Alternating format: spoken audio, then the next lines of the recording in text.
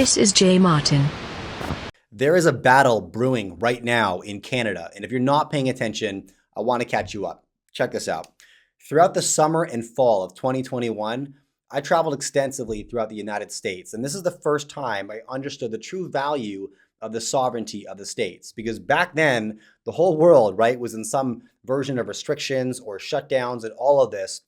Yet every time I crossed the state line, I got to experience a completely different style of risk management, right?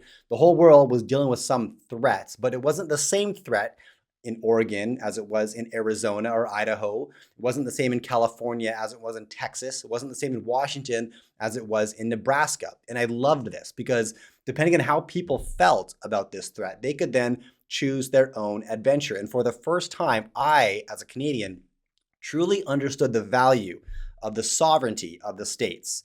Small fractured leadership allowed for more optionality and choice. Now, in Canada, right now, the Premier of Alberta is fighting for similar sovereignty for her province. So for my American viewers, Canada has 10 provinces and 3 territories. And in some ways, these provinces and territories operate similar to American states, and in other ways, they vary greatly. So the provinces, like states, retain exclusive power over many decisions, like civil and property rights, civil criminal justice, provincial tax rates, and natural resource management. The federal government, on the other hand, retains other powers, such as decisions over trade and commerce, defense, shipping, banking, quarantines, currency, and citizenship. Now, the provinces generate revenue through their domestic industries, but the federal government collects the taxes and then redistributes those revenues back to the provinces. And this allows the facilitation of what we call transfer payments. This is a rebalancing of wealth between wealthy provinces and poorer ones, okay?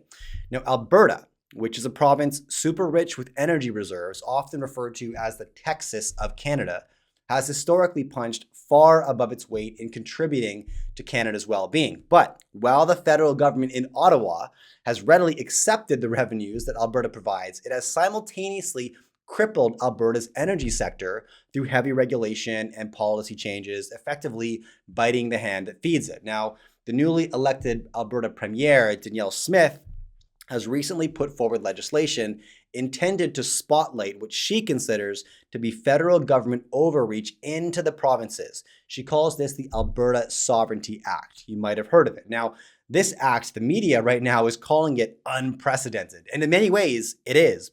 But right now in Saskatchewan, the province directly to the east of Alberta, they're running a parallel game called the Saskatchewan First Act.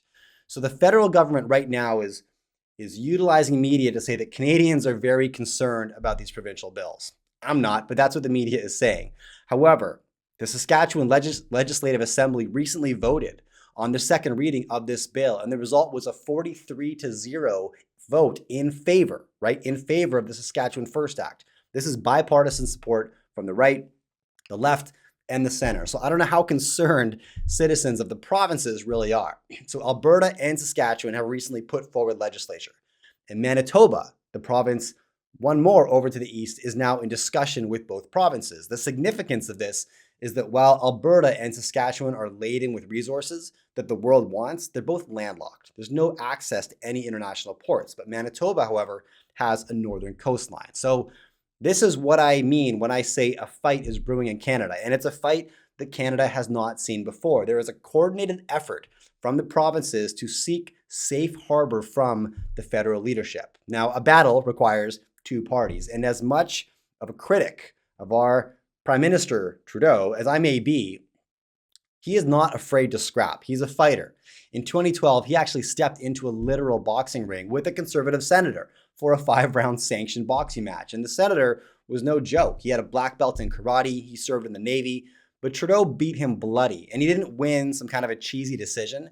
The referee actually had to step in and stop the fight to protect the senator. So when this fight comes to the provinces versus the federal government, it's really all about the energy industry, the choice to produce and sell the energy that we have now to the world that needs it now in exchange to grow our economy now, or question the sustainability of our current energy sector and replace it with something better in the future. Case in point, Germany's chancellor recently came to Canada to meet with Trudeau and beg him for a natural gas export agreement to support Germany through this winter.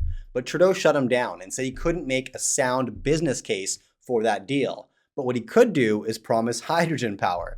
The problem is we don't have any to export. The government of Canada's position on hydrogen power right now is that hopefully by 2050, clean hydrogen may help us achieve our net zero goal. So be patient, Chancellor, right? Now, Canada does, however, have lots of natural gas. At current estimates, around 1.3 trillion cubic feet, which is equal to about 200 years of annual current demand. Now, this example is an excellent summary of the debate that will unfold in Canada over the next few years, led by the premiers of the provinces who have the resources that the world wants, opposed by the federal government and their strategy for a fossil fuel-free economy. And that idea, the fossil fuel-free economy, I want to unpack just a little bit. Now, I'm an environmentalist. I've lived many years of my life in very remote parts of the country, surrounded by untouched wilderness and thriving wildlife populations. And today I'm raising my family in a small town where bears and cougars are often spotted in the neighborhood. Just last week at my 6-year-old soccer practice, the parents were told to be vigilant because there had been a cougar sighting around the park the week prior. Now, I value this wilderness, and I think I understand more than most what we stand to lose if we don't protect our environment. I truly believe that I do. But a binary focus on fossil fuels equal bad and renewables equal good is not only short-sighted, it's misleading. Solar energy may be renewable in the sense that the sun always shines, but the technologies required to harness and store this power for productive use are anything but renewable. Now, the minerals required to scale solar and wind and then build the batteries to store this energy would create the most aggressive mining rush the world has ever seen. There is no way around this. Astronomical amounts of copper, nickel, coal as a steel alloy, lithium, cobalt, silver, manganese, vanadium, it goes on and on.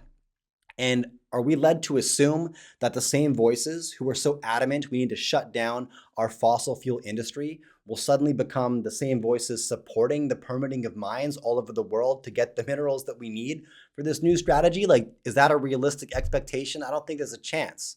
And furthermore, the components of these technologies, the silicone, the fiberglass, the steel alloys, they all require fossil fuels as an ingredient.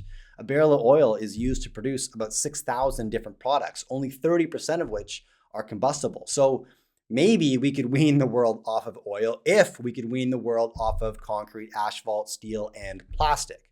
Now, we should always innovate towards better solutions, and we will. Right? I'll bet all day long on human ingenuity and progress. I just don't believe that a federal government central planning process is the best way to get there. And that's why I'll be watching this battle between the provinces and the federal government super closely.